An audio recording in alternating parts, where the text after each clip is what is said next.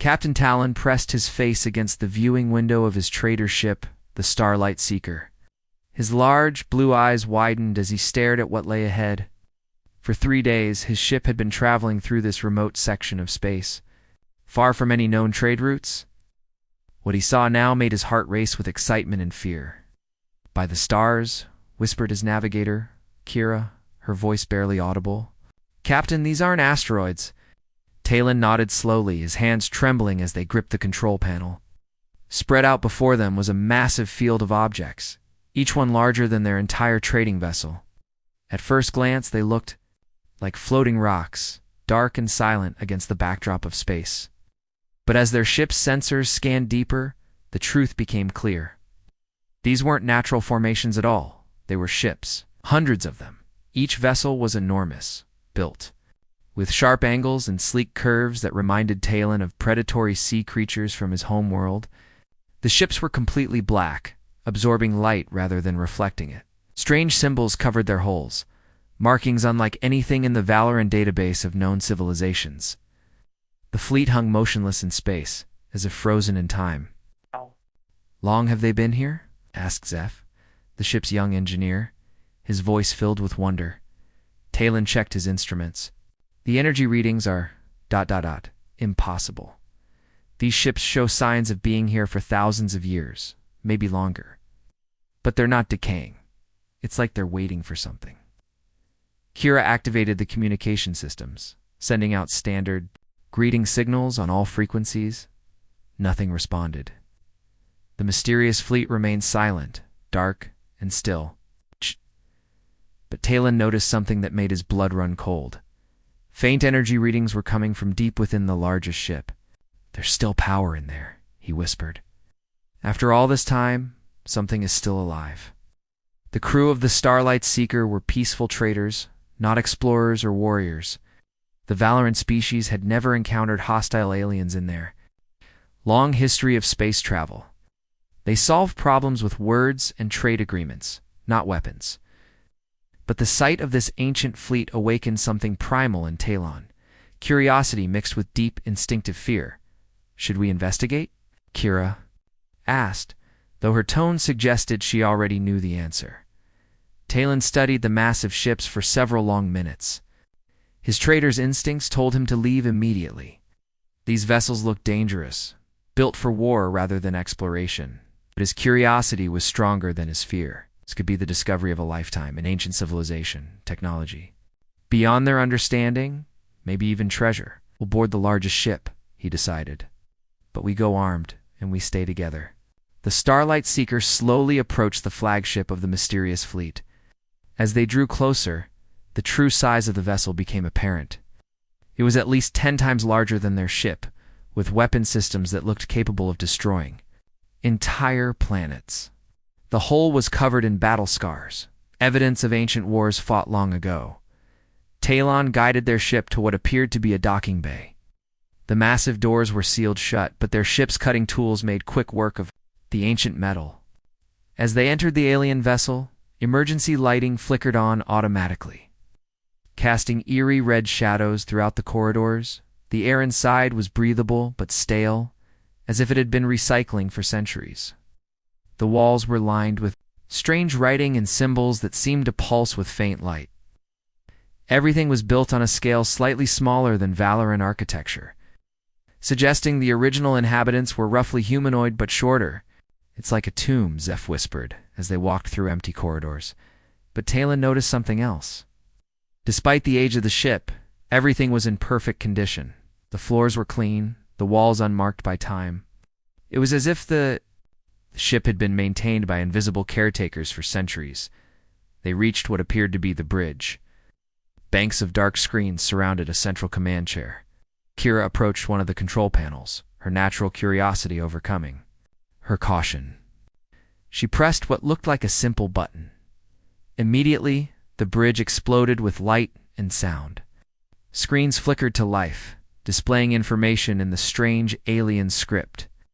Warning sirens began wailing throughout the ship. But most terrifying of all, the same sounds were echoing from outside, from the other ships in the fleet. "What did you do?" Talon shouted over the noise. Before Kira could answer, lights began flashing across the entire fleet. One by one, the hundreds of dark ships started coming to life. Energy readings spiked as ancient systems activated. The silence of 500,000 years was broken. Then they heard the voices, deep, echoing through the corridors of the ship, speaking in a language they didn't recognize. The voices sounded urgent, confused, as if awakening from a long sleep. Whatever they had awakened, it was intelligent. It was everywhere. Red countdown timers appeared on screens throughout the bridge, ticking down from numbers they couldn't read. Ancient fleet was not just awakening, it was preparing for something. And Captain Talon realized with growing horror that he and his crew might have just triggered the return of something that was meant to stay sleeping forever. The sound that filled the ship was unlike anything Captain Talon had ever heard. Started as a low hiss, like air being released from a sealed container. Then came mechanical clicking and worry sounds, followed by what sounded like breathing. Deep within the ship's core, something ancient was stirring to life. Steam poured from vents in the walls as the three Valorans moved cautiously through the corridors. The ship's systems were fully active now, with lights pulsing and screens displaying data in the mysterious alien script. Following the source of the sounds, they found themselves in a vast chamber lined with hundreds of metallic pods, each one large enough to contain a living being. One pod near the center was opening. As the metal cover slid away with a pneumatic hiss, vapor poured out like morning fog. Inside lay a figure unlike any creature the Valorans had ever seen. It was humanoid but smaller than them, with pale skin and dark hair. The being's eyes snapped open suddenly, revealing sharp intelligence and immediate alertness. The creature sat up quickly, its movements fluid and controlled despite having just awakened. It was wearing some kind of form-fitting uniform in dark colors, with strange symbols on the chest. Without hesitation, its being reached for something at its side and pointed it directly at Captain Talon. Talon recognized the object as a weapon, though its design was unlike anything in Valoran technology. The device hummed with energy, and a small light on its side glowed menacingly. The newly awakened being spoke in a harsh, clipped language that meant nothing to the Valorans. "We mean no harm," Talon said quickly, raising his hands in the universal gesture of peace. "We are traders. We were exploring." The being's weapon never wavered. Its eyes were cold, calculating, scanning the three aliens for threats. More words came from its mouth, spoken with authority and barely controlled anger. The ship's AI systems detected the language and began working to establish translation protocols. Suddenly, a mechanical voice filled the chamber, speaking in perfect Valorant. "Translation matrix online. Human language identified. Commander Jamin, you have been in cryogenic sleep for 500,000 standard years. Current location, deep space, outer rim territories." The weapon in Jamin's hand trembled slightly. His face, already pale, became even whiter. He spoke again, and the AI translated, "Status report. What happened to Earth? Where's the colonial fleet?" The AI paused for several seconds, processing data. When it spoke again, its mechanical voice carried what almost sounded like sadness. "Earth status, destroyed. Colonial fleet, no contact for 500,000 years. Probability of human survival, less than 0.001%. Jamin's weapon slowly lowered as the full weight of the AI's words hit him. His legs gave out and he sat heavily. On the edge of his cryogenic pod, for several long minutes he stared at the floor, processing information that no being should ever have to hear. More pods throughout the chamber began opening. The second to emerge was a woman with short black hair and intelligent eyes. She wore a pilot's uniform and moved with the quick, precise movements of someone accustomed to combat. The AI identified her as Sora, fighter pilot and squadron leader. "Commander," she said, seeing Jamin's devastated expression, "what's our status?" Before he could answer, two more pods opened simultaneously. A tall, broad-shouldered man emerged from one Tejo, the fleet's chief engineer. His hands were already reaching for tools that hung from his belt, his mind automatically assessing the ship's systems. From the final pod came Minho, a lean man with sharp eyes, who immediately scanned the chamber for threats and escape routes. The four humans spoke rapidly among themselves in their ancient language, while the Valorans watched nervously. Translation: the aliens could hear the pain and disbelief in their voices. These beings had awakened to find their entire world, their entire species, gone forever. Sora was the first to notice the Valorans. Her hand moved to her weapon, but Jamin stopped her with a gesture. He stood slowly, his military bearing returning despite his emotional devastation. "You triggered the awakening protocols," he said, the AI translating his words. "Who are you?" "What do you want?" Talon stepped forward carefully. "Our Valoran traders. We found your fleet by accident while traveling through this system. We meant no harm. We were curious about your ships." Tejo had moved to a control panel and was studying the readouts with growing amazement. "Commander," he said, "these aliens. Ship is primitive compared to our technology. Our weapons are basic energy projectors. Our shields wouldn't stop our training ammunition." Minho nodded in agreement. "Their ship design suggests a peaceful species. No heavy armor, no weapon, hardpoints. They're probably telling the truth about being traitors." Jamin studied the three Valorans for a long moment. His military training told him to trust no one, especially aliens who had awakened them from what was supposed to be a journey to humanity's new home, but something in their body language suggested they were indeed harmless. "You said you found our fleet," he said finally. "How many ships are out there?" "Hundreds," Kira replied. "All like this one, but smaller. They were dark, silent, until we activated something on your bridge." Sora looked at Jamin with growing understanding. "The final protocol," she whispered. "We're not colonists, are we? We're the last defense." Jamin nodded grimly. "When Earth fell, they sent us out as humanity's final gambit. Not to find a new home, but to survive and continue the fight. We're all that's left of the human race." The weight of this revelation settled over both humans and aliens. The Valorans began to understand that they had awakened something far more dangerous than simple refugees. These humans were warriors, soldiers trained for war, carrying technology that could reshape the galaxy. And they had just learned they were completely alone in the universe aura. Led the three Valorans through corridors that seemed to pulse with barely contained power.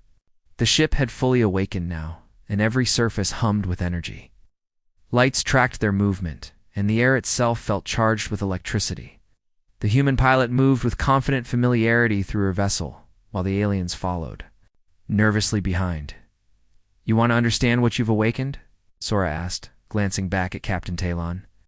"Then you need to see what humanity built when we knew we were going to die." They entered what appeared to be an observation deck. Sora pressed her palm against a control panel, and the walls became transparent. Outside, the Valoran crew gasped.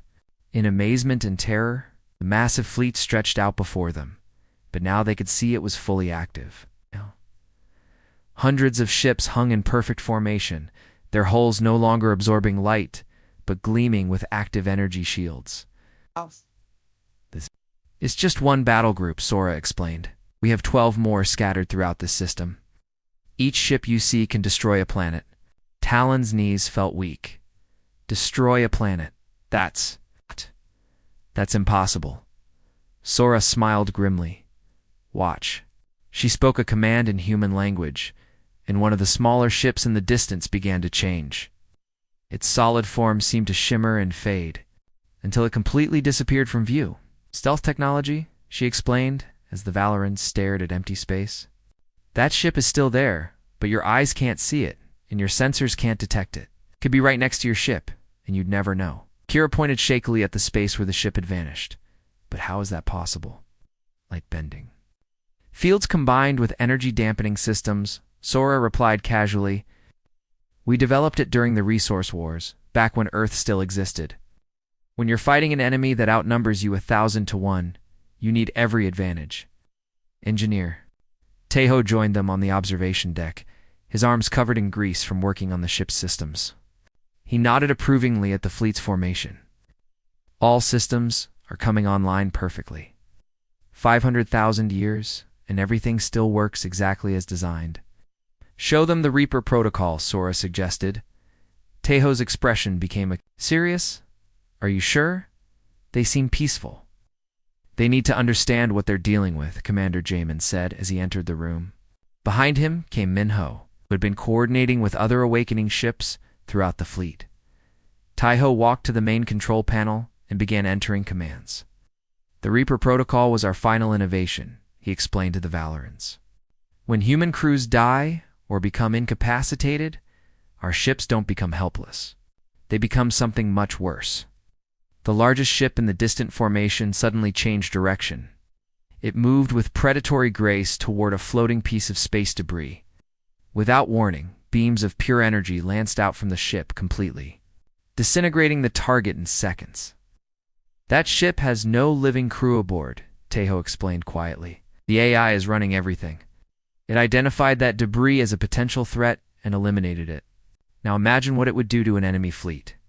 Zeph, the young Valoran engineer, spoke up nervously. The AI, it thinks like a warrior. Minho nodded.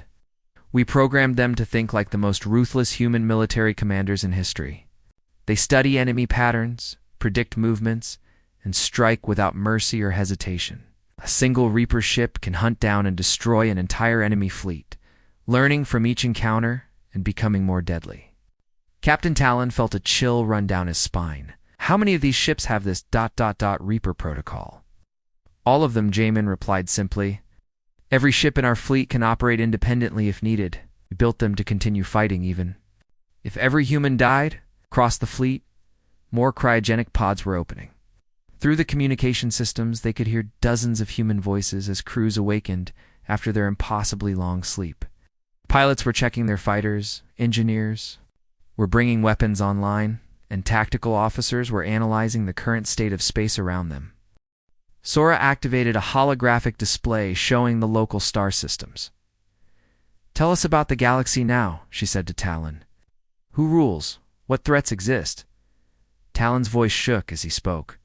The Nexus Empire controls most of known space. They appeared about 200 years ago and have been expanding ever since. They don't negotiate or trade. They simply take what they want. What do they want? Jamin asked. Everything, Kira replied bitterly.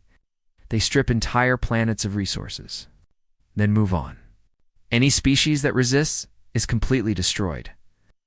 They've wiped out dozens of civilizations.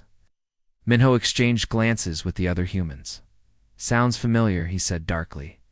The Nexus Empire has technology we can't match, Talon continued. Their ships are massive. Their weapons can crack moons in half. Most species submit immediately rather than face extinction.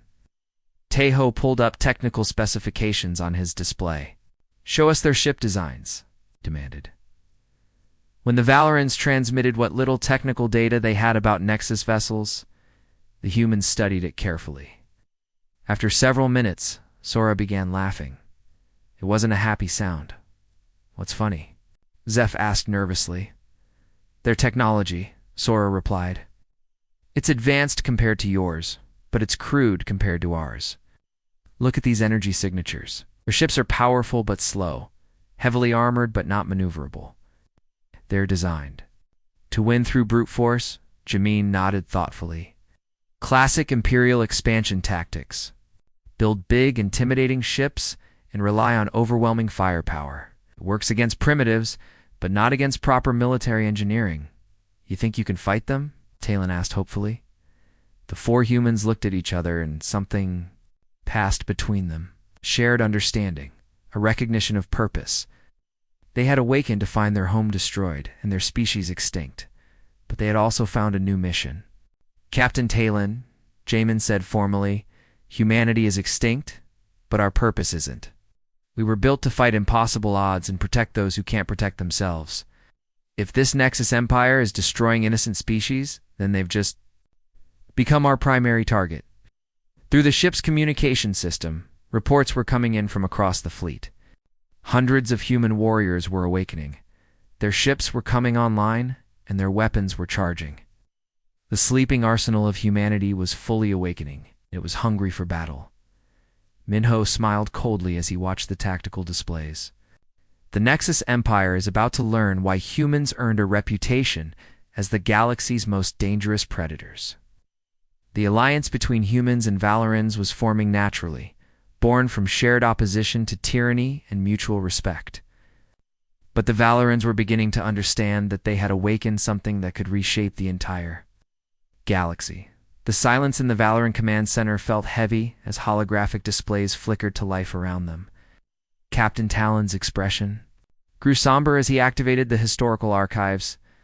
The humans watched in stunned silence as images of Earth's final moments began to play before their eyes. The first flashback showed Sora as a young girl, no more than 16, standing in what used to be Seoul. The city burned behind her as she clutched a worn photograph of her family. Tears streamed down her dirt-stained face as she whispered promises to her parents' graves. The camera captured her trembling hands as she picked up her first weapon, her childhood innocence forever.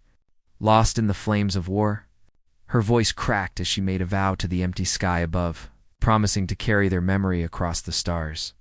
The scene shifted to show Taeho in his workshop, surrounded by half-built ships and scattered blueprints. His hands moved frantically, across holographic interfaces, working for days without sleep. His eyes were bloodshot, his clothes wrinkled, but his determination never wavered. The weight of humanity's survival rested on his shoulders, and every failed calculation meant another life lost. His assistant tried to convince him to rest, but Taeho refused, knowing that every second counted. The fleet had to be ready, no matter the cost to his own health. The most heartbreaking flashback showed Minho's final battle on Earth's surface, stood alone against an army of Nexus drones, his energy rifle smoking from constant use. Behind him, the last transport ship prepared for takeoff, carrying the final group of human survivors. His uniform was torn, his face covered in dust and blood, but his stance remained proud and defiant. As the enemy closed in, he smiled at the stars above, knowing his sacrifice would give his people a chance to live. Yes. The transport ship's engines roared to life just as the screen went dark. The Valoran officers watched these memories with growing amazement. They had never seen such raw human emotion, such fierce loyalty to family and species. Captain Talon's own eyes seemed to moisten. As he observed their reactions, the bridge fell silent except for the soft humming of the ship's systems.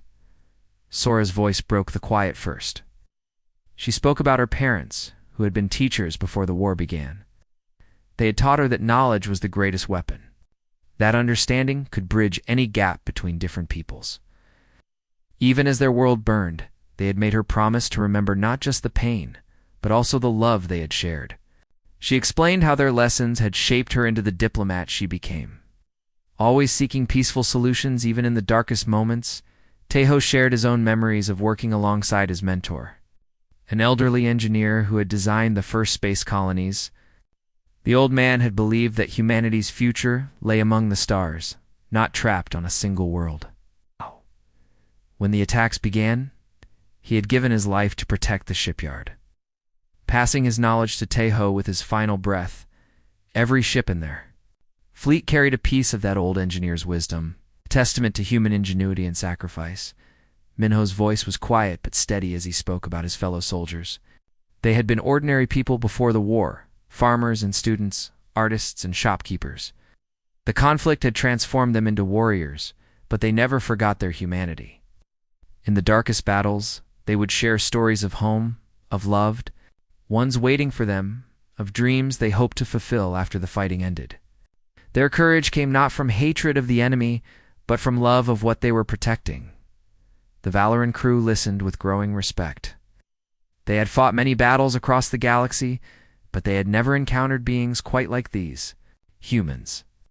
The way they spoke of their fallen comrades, their destroyed world, their lost families, revealed a depth of emotion that impressed even the most seasoned warrior's captain. Talon's expression grew distant as he began to share his own story. His voice carried the weight of old pain as he explained how his home planet had fallen to the Nexus Empire decades ago. The Valorans had been a peaceful species, focused on exploration and scientific discovery. They had welcomed the first Nexus ships as potential allies, offering to share their knowledge and resources. The betrayal had been swift and brutal. The Nexus had enslaved entire populations. forcing them to build weapons and ships for their expanding empire. Talon's own family had been among the first to be captured. His parents had died in the labor. Camps's sister had been taken for experiments that he preferred not to describe. He had escaped during a rare moment of chaos, but the guilt of leaving his people behind had haunted him ever since. The Free Valoran fleet was all that remained of his once great civilization. The revelation created an immediate bond between the two species. They were no longer just refugees seeking shelter, but fellow survivors of the same terrible enemy. The humans realized that their struggle was part of something much larger, a galaxy-wide conflict between freedom and oppression. Sora was the first to speak after Talon's story ended. Her voice was firm with newfound resolve as she declared that their mission was far from over. They had survived the destruction of Earth not just to preserve their own species, but to join a greater fight for justice. The Nexus Empire had taken everything from both humans and Valorans, but they could still strike back together. Tejo immediately began discussing modifications to their ships. If they were going to fight alongside the Valorans, they would need to adapt their technology. Human weapons were powerful but crude compared to Valoran energy systems. By combining their engineering knowledge, they could create something neither species could achieve alone. The prospect of such collaboration excited him more than anything. Since leaving Earth, Minho studied the tactical displays showing Valoran space. The territory was vast but scattered, with small pockets of free worlds surrounded by Nexus-controlled systems. It would be a different kind of warfare than they had known on Earth, requiring patience and careful planning rather than desperate last stands. He began to see possibilities for guerrilla strikes and coordinated attacks that could actually make a difference. The decision was unanimous. The human fleet would not seek some distant safe haven where they could hide from their enemies. They would join the Valorans in their long struggle against the Nexus Empire. Together, they would honor their fallen by ensuring that others would not suffer the same fate as the combined fleet began moving toward Valoran space. Both species felt something they had not experienced in years. Hope. The ghosts of their past would not be forgotten, but they would no longer define their future. They were no longer just survivors, but the beginning of something new. Alliance that could change the course of the war. The stars ahead seemed brighter somehow, filled with possibility rather than merely distant light. The journey to Valoran space would take weeks, but it felt like the first step toward reclaiming everything they had lost. The war was far from over, but now they would face it together. That made all the difference.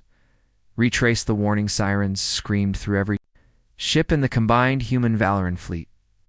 Red lights flashed in the corridors as crew members rushed to their battle stations.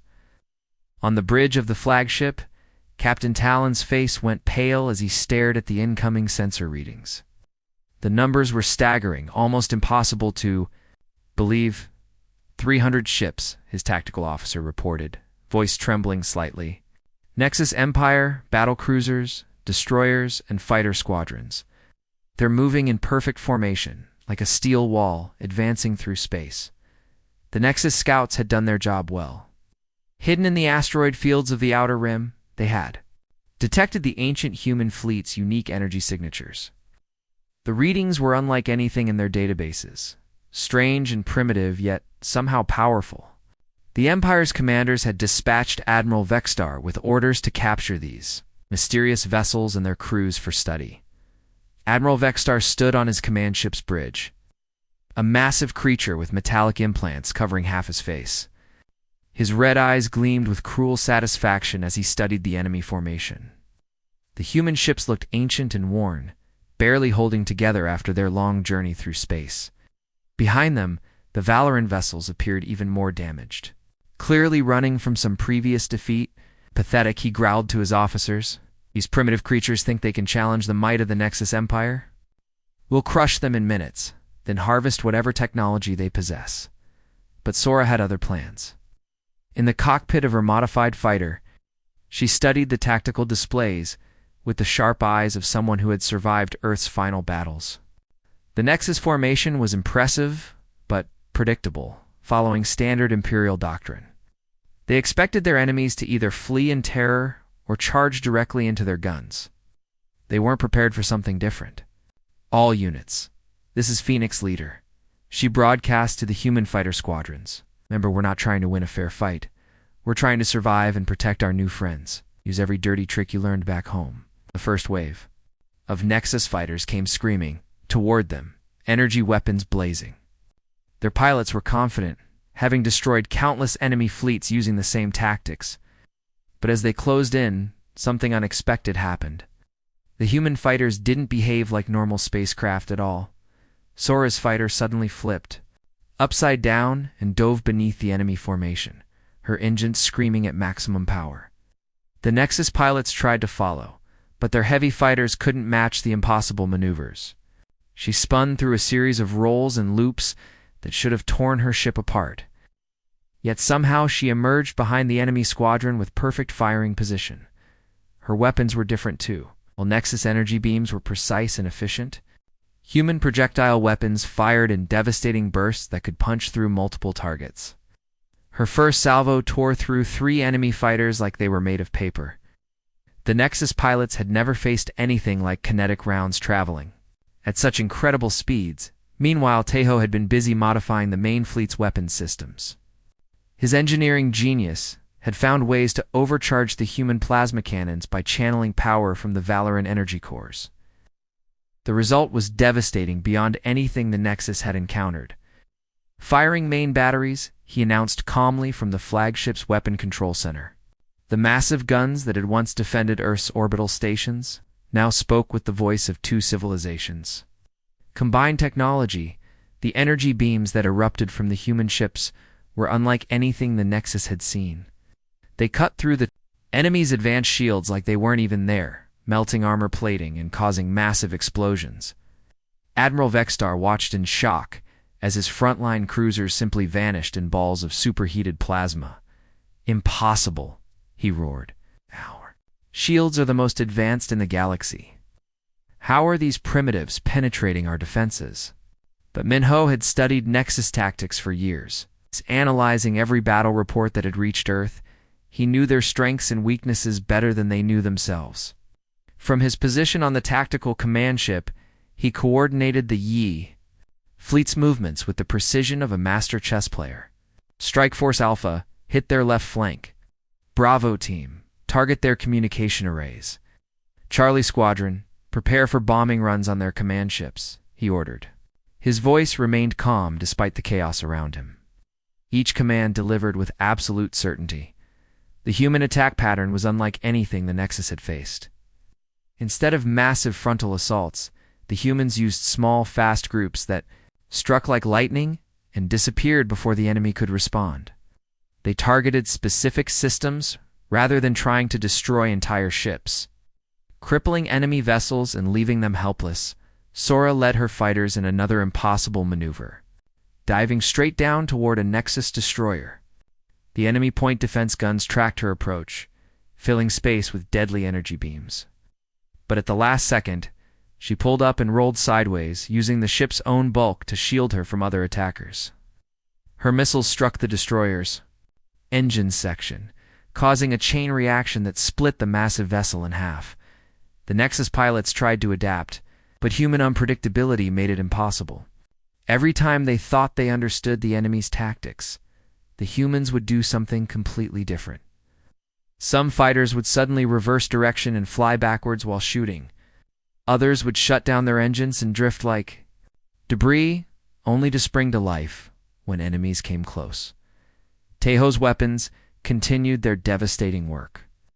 He had discovered that Nexus armor was designed to absorb energy weapons, but it was vulnerable to rapid temperature changes. His modified plasma cannons now fired alternating hot and cold beams, causing the enemy hull plating to crack and shatter from thermal stress. "Their armor is failing across the board," he reported with satisfaction. "These Nexus ships are built for intimidation, not real combat against adaptive enemies." Admiral Vexstar's confidence crumbled as he watched his fleet being systematically destroyed. Ships that had conquered a dozen worlds were falling to these strange primitive vessels. His tactical computers couldn't predict human behavior because it defied all logical patterns. "Sir, We've lost 40% of our fleet, his tactical officer reported. The enemy is using weapons and tactics not in our database. Should we request reinforcements? But before Vexstar could respond, Minho's masterstroke fell into place. The human commander had been quietly positioning his forces for a single devastating blow. Now, with the Nexus fleet scattered and confused, he gave the final order. All ships execute Thunderstrike. Target their flagship. The entire human fleet suddenly converged on Admiral Vexstar's command ship. Weapons that had been firing in all directions now focused on a single target. The combined firepower of dozens of ships struck the massive vessel simultaneously. Overwhelming its shields and armor in seconds, Vexstar had just enough time to realize he had been outmaneuvered by beings he had considered inferior before his ship exploded in a brilliant flash of light. The remaining Nexus vessels, seeing their commander destroyed, began to retreat in disorder. Sora's voice crackled over the communication system as she watched the enemy flee. All human and Valorant units pursue but don't chase too far. We've made our point. The battle was over in less than 2 hours. The Nexus Empire had sent 300 ships to crush what they thought were primitive refugees. Instead, they had encountered humanity's greatest warriors, engineers, and tacticians working together with alien allies who shared their determination to be free. As the last enemy ships disappeared into hyperspace, the human fleet regrouped around their Valoran friends. They had won their first victory together, but everyone knew it was just the beginning. The Nexus Empire would return with larger fleets and better preparation, but for now, they had proven something important. The human spirit, combined with alien wisdom and friendship, could stand against even the mightiest empire. The war for freedom had truly begun, and the galaxy would never be the same. The silence after battle felt different this time, as the last Nexus ships disappeared into the darkness of space. Commander Jamin stood on the bridge of the flagship, watching the debris field that had once been Admiral Vexstar's mighty armada. The twisted metal and scattered wreckage told a story that would echo across the galaxy. For the first time in decades, the Nexus Empire had been decisively defeated by a smaller force. Around him, the bridge crew worked quietly, checking damage, reports, and coordinating with other ships in the fleet. The humans had suffered losses too, but nothing compared to what they had inflicted on their enemies. More importantly, they had proven something that many had thought impossible. The Nexus Empire could be beaten. But as Jamin stared at the stars beyond the battle site, profound realization began to form in his mind. The weight of understanding settled on his shoulders like a heavy cloak. They had been thinking too, small, focusing only on survival and escape. The destruction of Earth, the long journey through space, the desperate flight from their dying world, it had all been leading to this moment. "Sir," Captain Talon approached, his alien features showing deep respect. "My people are grateful beyond words. We have never seen the Nexus retreat from a battle they expected to win easily. You have given us something we had almost forgotten: hope." Jamin nodded slowly, his mind racing with possibilities. The Valoran captain's words confirmed what he was beginning to understand. This wasn't just about finding a new home for humanity. This wasn't even just about helping their new alien friends. This was about something much bigger, something that could change the entire balance of power in the galaxy. He activated the fleet-wide communication system, his voice reaching every human ship and their Valoran allies. "All vessels, this is Commander Jamin. What we accomplished today wasn't just a military victory. We've discovered our true purpose among the stars. We didn't just escape Earth to survive. We left Earth to become something greater." The words seemed to energize the entire fleet. On ship after ship, crew members stopped their work to listen. Hey. In the fighter bays, pilots looked up from repairing their damaged craft. In the engineering sections, technicians paused their maintenance routines. Everyone sensed that something important was happening. Sora's voice came over the communication channel from her fighter, still drifting near the battlefield. "Commander, what are you thinking? I can hear it in your voice. You've got a plan." Jamin smiled for the first time since leaving Earth, thinking that the galaxy has been waiting for us without knowing it. Every enslaved world, every Oppressed species, every being suffering under Nexus rule. They need to know that resistance is possible. They need to see that the Empire can be defeated. Tejo's excited voice joined the conversation from the engineering bay. Sir, the weapon modifications we made for this battle, they're not just effective against Nexus technology. These systems could be adapted to help any species fight back. We could share this knowledge, teach others how to defend themselves. Minho's tactical assessment came through clearly.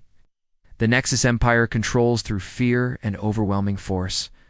But if multiple systems rebelled at once, using coordinated tactics and improved weapons, their forces would be spread too thin to maintain control everywhere. The idea was taking shape, becoming clearer with each voice that joined the discussion. They weren't just refugees anymore. They weren't just survivors of a dead world. They were becoming something the galaxy had never seen before, a force dedicated entirely to protecting freedom and fighting oppression. Commander. Jamin activated the long-range communication array, preparing to broadcast across multiple star systems. This message would reach every inhabited world within 100 light-years, carrying to both free planets and enslaved colonies. It would be heard in the deepest space stations and the most remote mining outposts. This is Commander Jamin, of the Terran Guardian Fleet. His voice rang out clearly across the void. We are the survivors of Earth, humanity's children carrying our world's final gift to the galaxy. We have seen what the Nexus Empire does to peaceful worlds. We have witnessed the suffering of enslaved peoples. We have experienced the pain of losing everything we loved. The message continued, carried by powerful transmitters that had once broadcast news and entertainment across Earth's solar system. Now they carried hope to alien worlds that had forgotten such a thing existed. But we have also learned something that the Nexus Empire fears above all else. We have learned that they can be defeated. Today we destroyed an entire Nexus battle fleet. We did it not through superior numbers or advanced technology, but through courage, determination, and the unbreakable bonds of friendship with our allies. Throughout Valoran space and beyond, beings of a dozen different species listened to the transmission. On mining worlds where families had been separated for generations, workers paused their labor to hear these strange words of hope. In the underground hideouts of resistance movements, fighters gathered around communication devices, hardly daring to believe what they were hearing. We are not conquerors seeking empire. We are not politicians making empty promises. We are warriors who have lost everything and found something greater in return. We are your shield against tyranny. We are your sword against oppression. We are the Terran Guardian Fleet, and we stand ready to help any world that chooses to fight for its freedom. The response was immediate and overwhelming. Within hours, coded messages began arriving from dozens of star systems, resistance cells, that had been hiding for years, suddenly found the courage to act. Enslaved colonies began organizing coordinated uprisings. Free worlds that had been living in fear started preparing their defenses. On the planet Kepler 44b, a mining colony that had suffered under Nexus rule for 20 years, workers seized control of their facilities and declared independence. On the space station Gamma Centauri, alien engineers who had been forced to build Nexus weapons turned their skills toward creating defensive systems instead. Throughout the Outer Rim territories, the spark of rebellion began to spread like wildfire. Captain, Talon stood beside Commander Jamin, both of them watching the flood of incoming messages. My people have a saying, the Valoran captain said quietly. When the darkness is deepest, the smallest light shines brightest. You have become that light for the entire galaxy. Sora's fighter docked with the flagship, and she made her way quickly to the bridge. Round her neck, she now wore a Valoran friendship pendant, a crystalline device that glowed softly with inner light. It was a gift from the alien crew, a symbol of the bond between their species. More than that, it was a promise that neither humans nor Valorans would ever fight alone again. The long-range sensors are detecting movement in 17 different systems, she reported. Nexus garrison fleets are being recalled to deal with uprisings. Their response to our broadcast has been massive and terrified. Toho arrived on the bridge carrying data tablets filled with technical specifications. Commander, I've been analyzing the rebel communications. They're asking for weapon designs, shield configurations, tactical advice. We could help them become much more effective. Minnow was already working on strategic assessments. If we coordinate these rebellions properly, we could force the Nexus to fight on multiple fronts. Their advantage has always been concentrating overwhelming force on single targets. But if every oppressed world rises at once, Commander Jamin nodded, understanding the implications. The Nexus Empire was vast and powerful, but it was also spread thin across hundreds of worlds. They maintained control through fear and the threat of retaliation. But if that fear was broken, if rebellion became widespread enough, even their mighty fleets wouldn't be able to suppress every uprising simultaneously. Set course for the Rigel system, he ordered. Intelligence reports suggest there's a major resistance movement there that could use our support. It's time to turn these isolated rebel cells into a coordinated galaxy-wide rebellion. As the human fleet began moving toward their next destination, Sora stood at the main viewing port, studying the star charts displayed on the nearby screens. The galaxy stretched out before them, vast and full of possibilities. Somewhere out there, beings she had never met were preparing to fight for their freedom because of the message they had sent. Where to next, Commander? She asked, though she already knew the answer. Jamin joined her at the viewing port, his reflection visible in the transparent aluminum as he smiled. Wherever freedom needs defending, Sora. Wherever hope needs kindling. Wherever people are ready to stand up and say no more to their oppressors.